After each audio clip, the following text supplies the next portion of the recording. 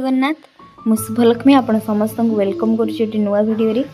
आज मु भाविली जेहेतु रथ यात्रा अच्छी गोटे बिना पिएज रसुण गोटे थाली बनवा। ये देखो मु डालमा बनवाईका सब परिवा नहीं संगे हरड़ जाई हलदी लंका गुंड लुण सब पकई नहीं भल भाव पानी देकी गोटे दुईटा सीटी आसवा जाए बसईदबा।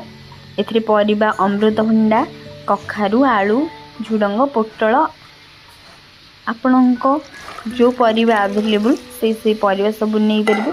जेहेतु यहाँ बिना पियाज रसुण डालमा हम सब परिवा पकड़े आहरी सुंदर लगे। सालू खम्ब आलू देखो ये मु गैस ऑन करके दुईटा तीन सीटी आसवा जाए छाड़ी देती। ये भल भाव परिवा डाली सब सीझी गोटे भल भाव मास करनवा। तापर ताको गोटे भल छुंक बनवा। आपने सब कमेंट करछंती कहीं वीडियो आसुनी ड्यूटी सहित वीडियो मैनेज करवा टिके कष्ट हो जाउची। जेतु 9 रू 5टा हमर रही जाउची ड्यूटी। ये देखंतु डालमा को भल भाव मास कर नेची। तापर एठी गोटे पैन बसैकी सेथिरे जीरा लंका को भाजी काढी नबा। जीरा लंकार फ्लेवर डालमा रे पूरा चार चांद लगे दबा।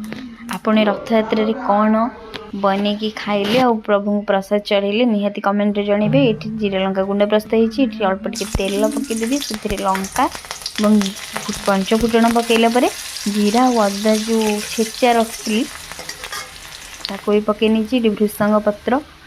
तापरे डालमा को ढालिकी छुंक करनबा। लास्ट रे टिके जीरा लंका गुंड पकेकी पूरा रेडी हेजिबो आमर डालमा।